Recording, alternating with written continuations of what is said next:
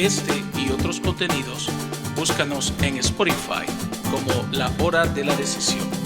En la descripción de este video encontrarás el URL que te llevará a nuestro perfil. Compártelo con amigos y familiares.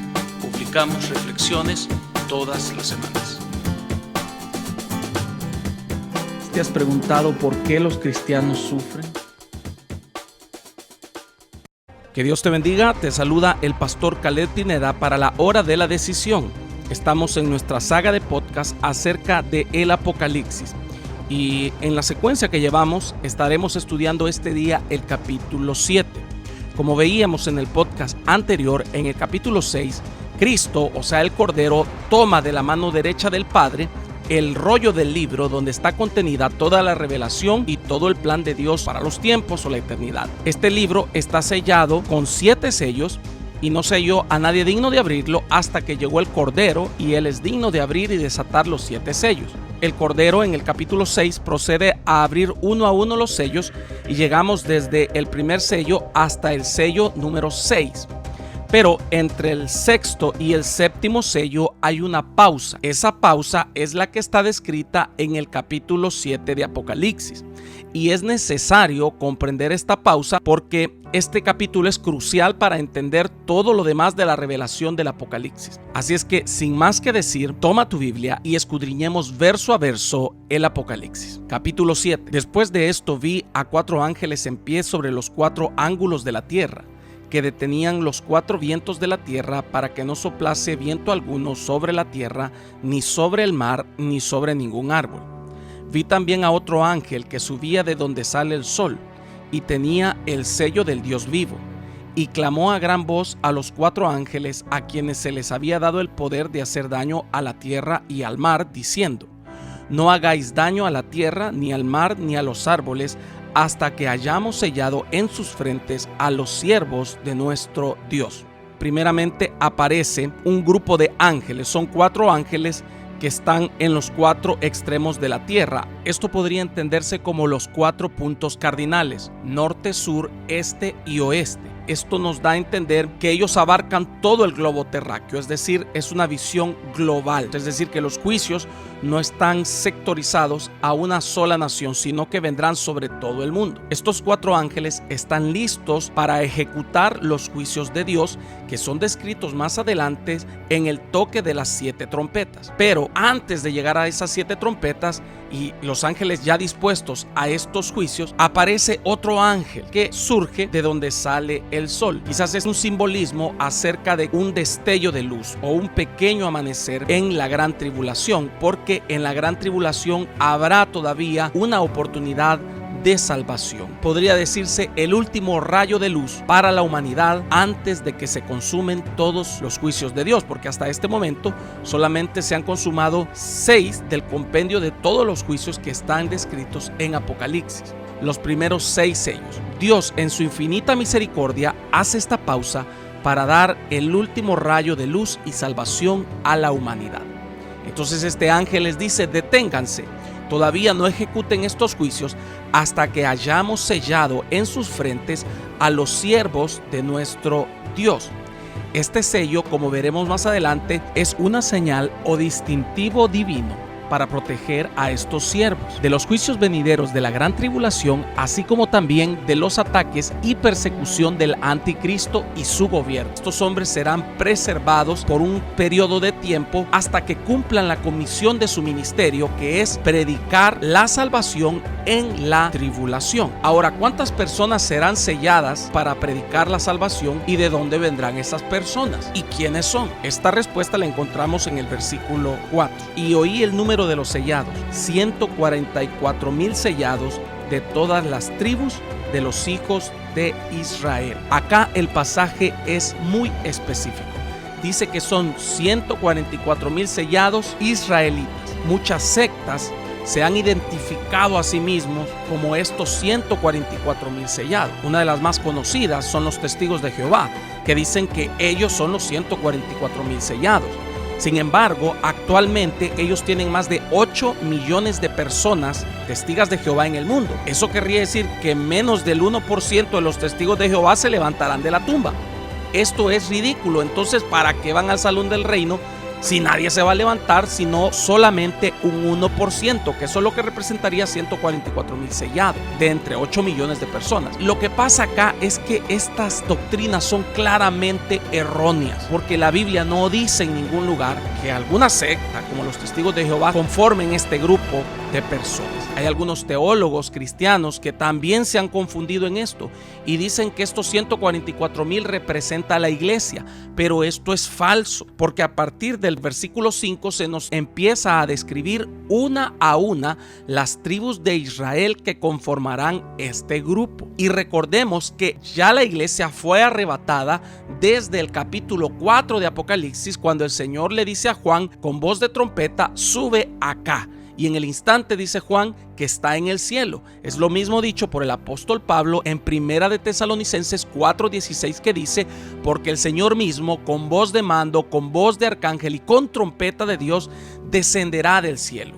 Y los muertos en Cristo resucitarán primero, y luego nosotros, los que vivimos, seremos arrebatados. Esa voz de trompeta nos dice: sube acá.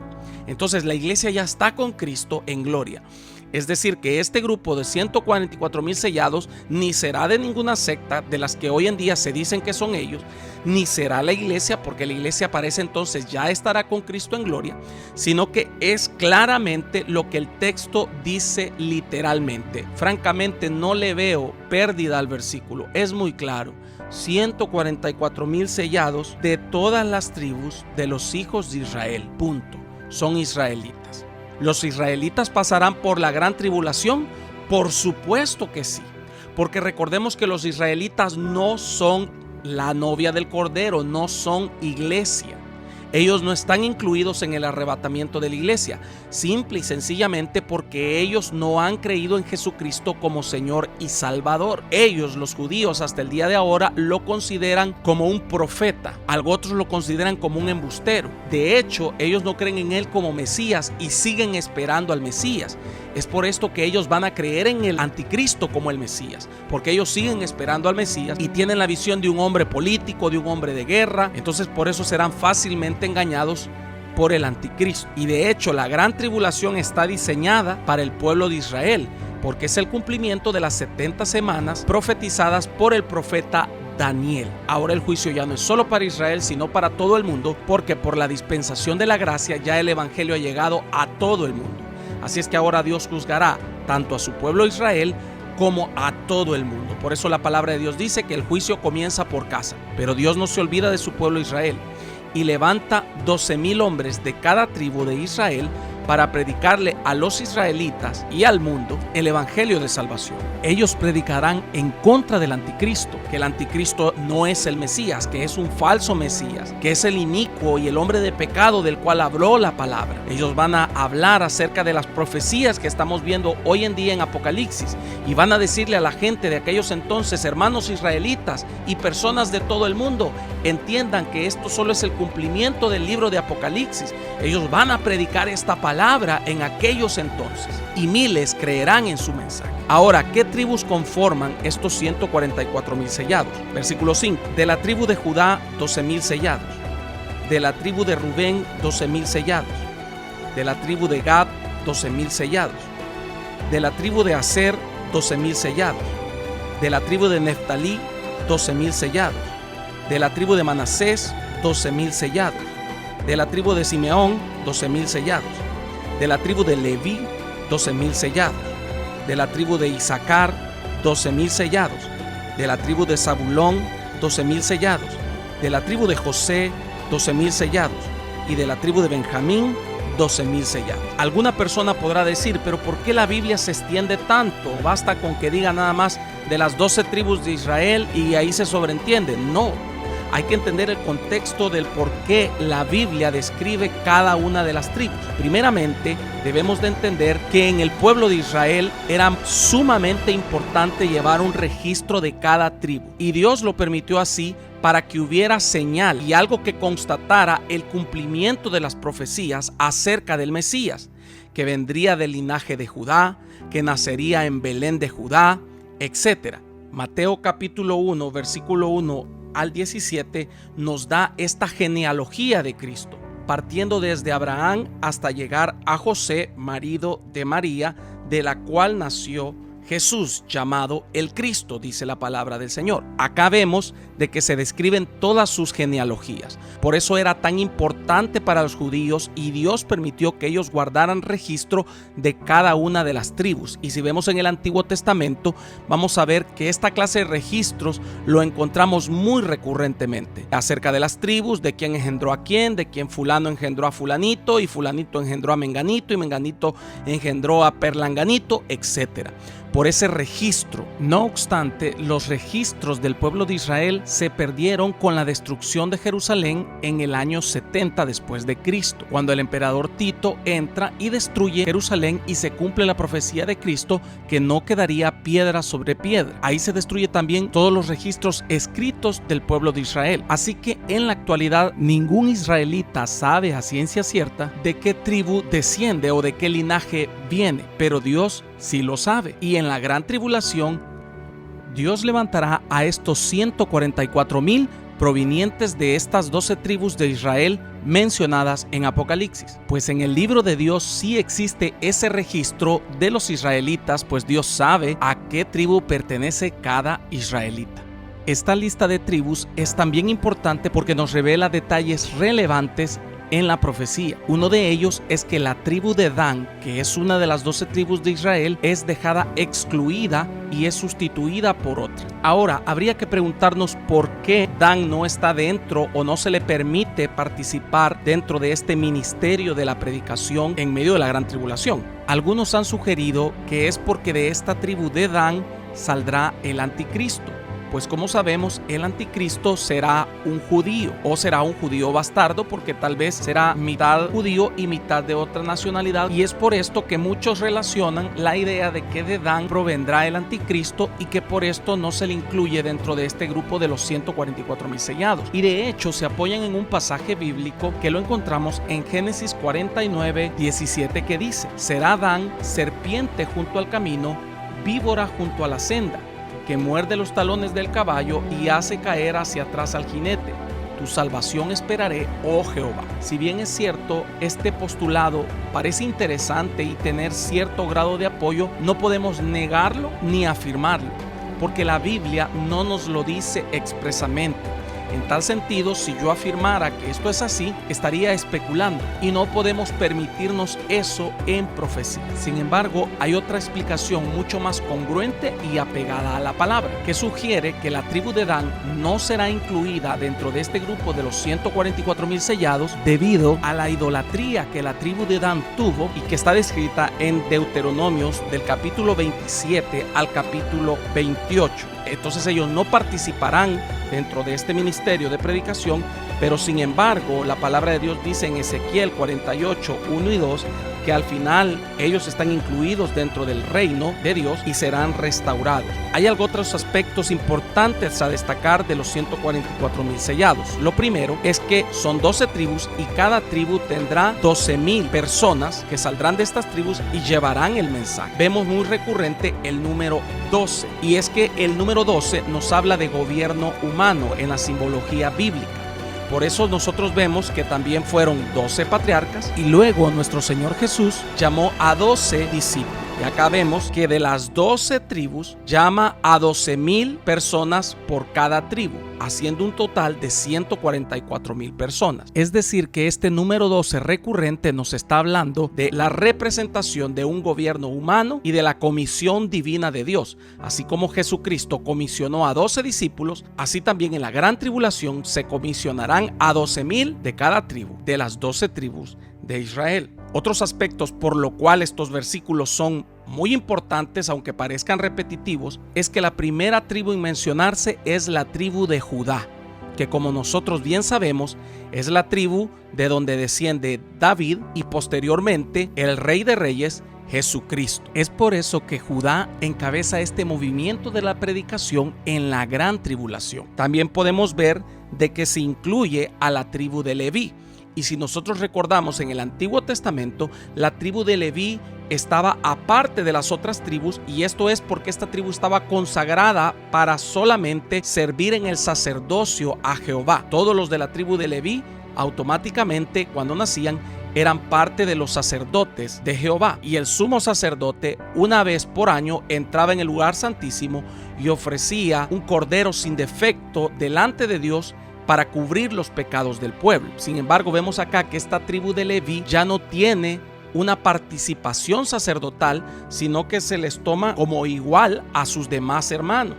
Esto es porque las ceremonias levíticas ya fueron abandonadas. Es por esto que Leví vuelve a aparecer en igualdad con sus otros hermanos de las otras tribus. Esto nos deja dos enseñanzas. La primera es que la iglesia no está llamada a realizar ceremonias del Antiguo Testamento, pues todo el ritual ceremonial del Antiguo Testamento ejecutado por la tribu de Leví fue abolido.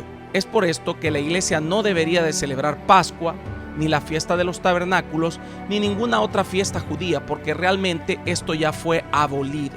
Lo segundo que nos dice es que ahora ya no tenemos un sacerdote de la tribu de Leví, sino que Cristo es el sumo sacerdote que presentó un sacrificio perfecto una vez y para siempre. En tal sentido, Él fue sacerdote porque Él se entregó a sí mismo y a la vez fue el cordero, es decir, el sacrificio para limpiar nuestros pecados de una vez y para siempre.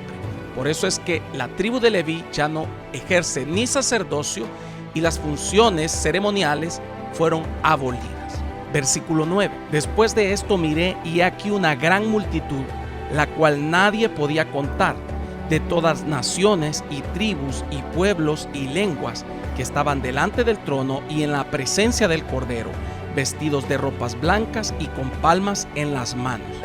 Y clamaban a gran voz diciendo: la salvación pertenece a nuestro Dios, que está sentado en el trono y al Cordero. Aquí nos encontramos con otro dilema, porque muchas personas han malinterpretado este versículo y dicen: ¡ay, esta gran multitud sin duda es la iglesia!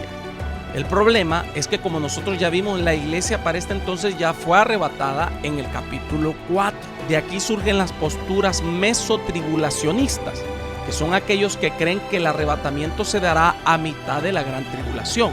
Sin embargo, esto contraría lo enseñado por la palabra de Dios en 2 de Tesalonicenses 2, 7 al 9 y en Apocalipsis 3, 10, que claramente nos dice que Dios nos librará de esta gran tribulación, que es decir, que no pasaremos por ella, y el apóstol Pablo dice que el anticristo se manifestará hasta después de que la iglesia haya sido tomada. En tal sentido, este grupo no puede ser la iglesia. Entonces, ¿quiénes son? Estos son los frutos de la predicación de los 144,000 sellados, pues miles creerán en la palabra, miles creerán y se arrepentirán y serán muertos por guardar el testimonio de Dios. Recordemos que los 144,000 están sellados para que no sean dañados, pero estas otras personas no están selladas.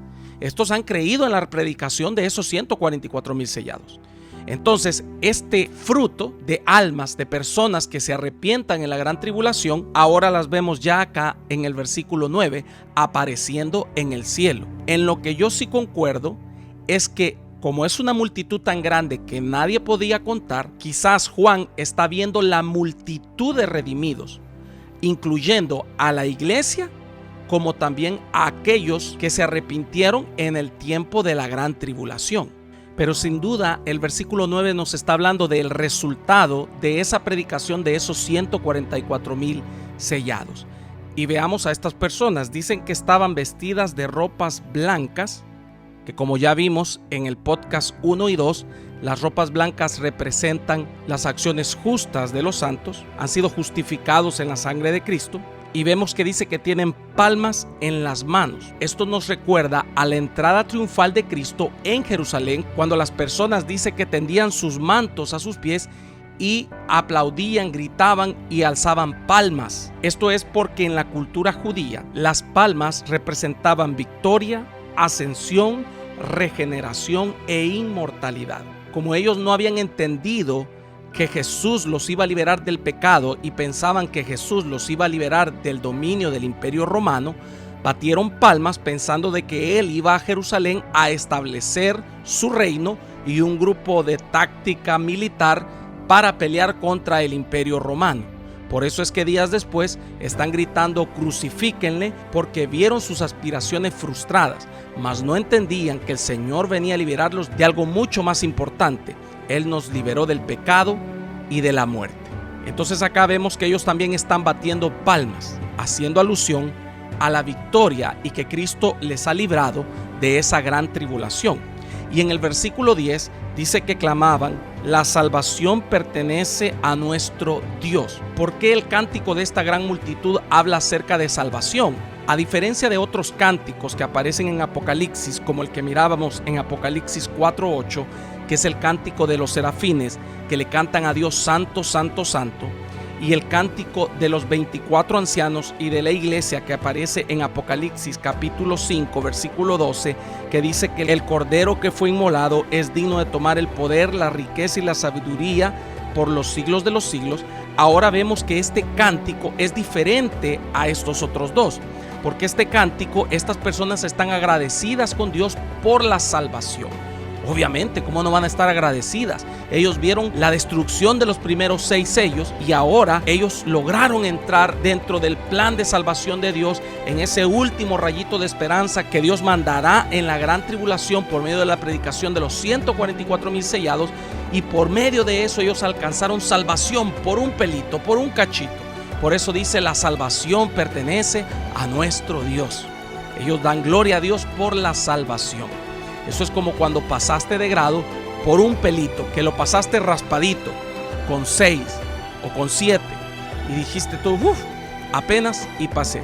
Esta gente está agradecida por haber pasado de la gran tribulación y ahora estar en el cielo y ser salvo. Versículo 11: y todos los ángeles estaban en pie alrededor del trono y de los ancianos y de los 4 seres vivientes, y se postraron sobre sus rostros delante del trono y adoraron a Dios, diciendo: amén. La bendición y la gloria y la sabiduría y la acción de gracias y la honra y el poder y la fortaleza sean a nuestro Dios por los siglos de los siglos. Amén. Vemos que todos aún, tanto la iglesia, la multitud salva de la gran tribulación, los 24 ancianos y todos los ángeles, nos postraremos y daremos gloria a Dios. Y fíjate que en esta alabanza se dice que la gloria y la sabiduría es de Dios.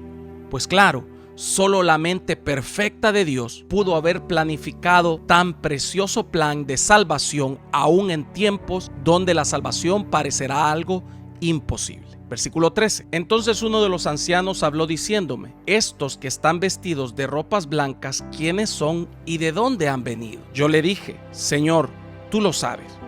Y él me dijo: estos son los que han salido de la gran tribulación y han lavado sus ropas y las han emblanquecido en la sangre del Cordero. Vemos que uno de los 24 ancianos se acerca a Juan, le pregunta: ¿sabes quiénes son estos? Juan le dice: Señor, tú lo sabes, yo no. Y el anciano le responde: estos son los que salieron de la gran tribulación y lavaron sus ropas en la sangre del Cordero. Es decir, que el versículo 14 solamente nos está reafirmando la explicación que dábamos en el versículo 9, que estos son el resultado de la predicación de los 144,000 sellados y que saldrán de la gran tribulación.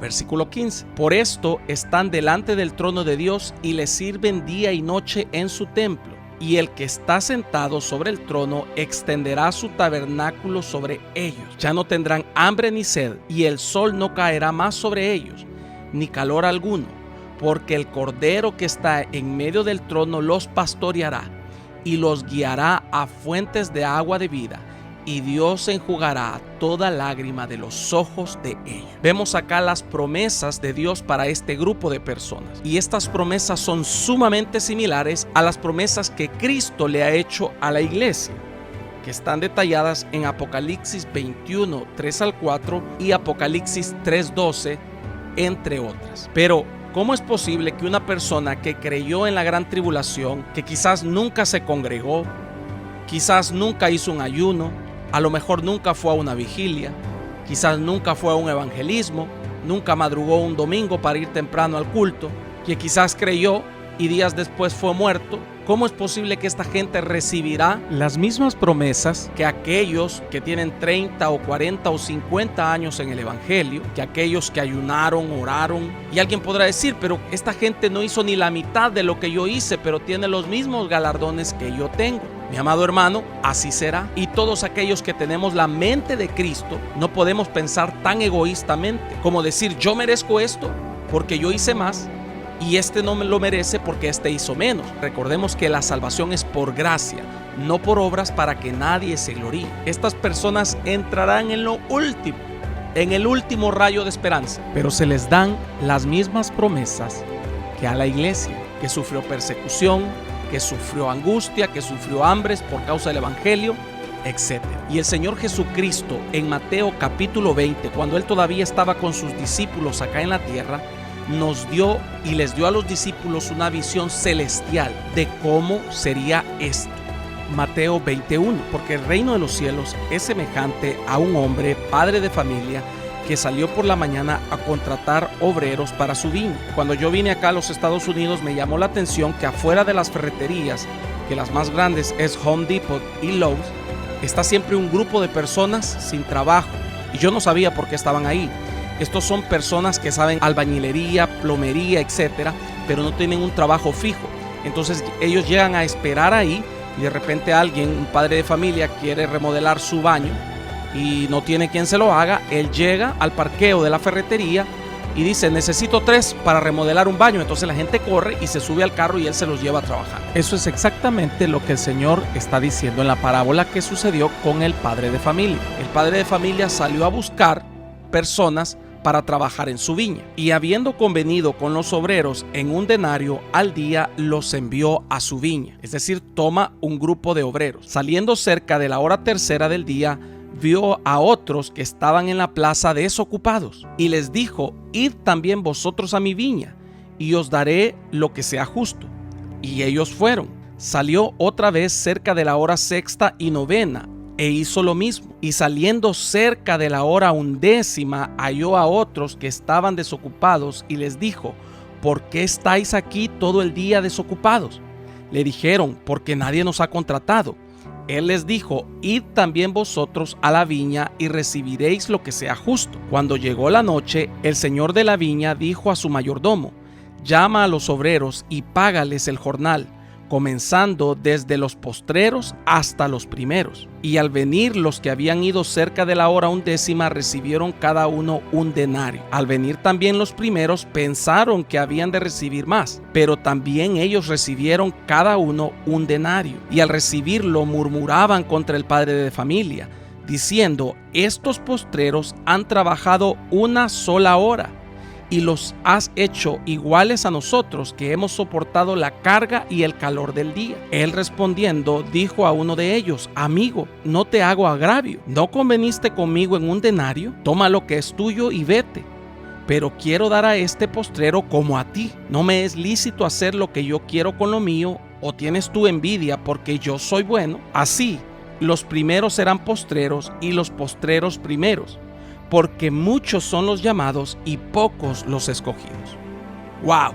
Más claro ni el agua. Los que fueron contratados a las 6 de la mañana recibieron el mismo pago que los que fueron contratados al final de la tarde, entre las 5 o 6 de la tarde. Y los de la mañana murmuraban porque decían, pero ¿por qué estos tienen la misma recompensa que nosotros, que hemos trabajado todo el día? Y el señor de la viña les dice, es mi dinero, yo puedo hacer lo que yo quiero con mi dinero.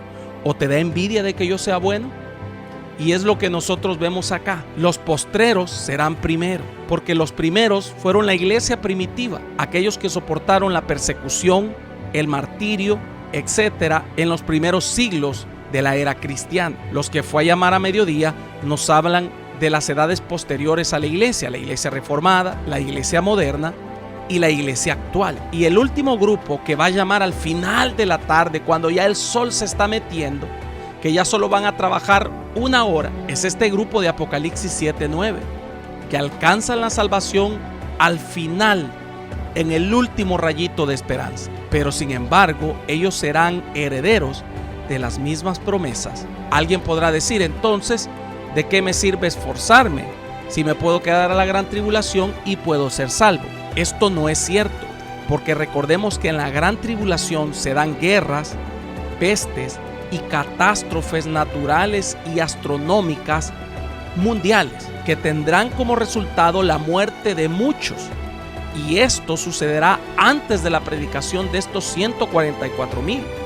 Así es que nadie puede estar seguro si realmente va a tener chance de llegar a este momento de salvación en la gran tribulación o no. Posiblemente va a morir antes en un terremoto o en una de las guerras que estallarán o en uno de los maremotos y no llegará a este punto de los 144,000 sellados. Entonces es incierta la salvación para la gran tribulación, porque nadie puede predecir que realmente va a tener esa oportunidad.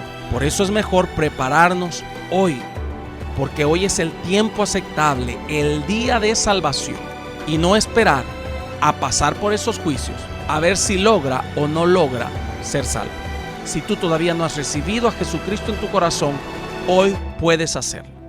Recibe a Jesucristo como tu único y suficiente Salvador personal. Y si lo haces con fe, puedes estar seguro que si el Señor viene esta misma noche, hoy mismo te vas con Cristo. Porque pronto el Señor viene por su iglesia y volamos con Él. Y a todos los que nos escuchan, la invitación está abierta. No te pierdas nuestros próximos podcasts acerca de el Apocalipsis, donde estaremos estudiando ya el capítulo 8 y veremos el 7º sello y cómo este desata las 7 trompetas, que son juicios mucho más terribles y catastróficos que los primeros 7. No te lo pierdas. Que Dios te bendiga.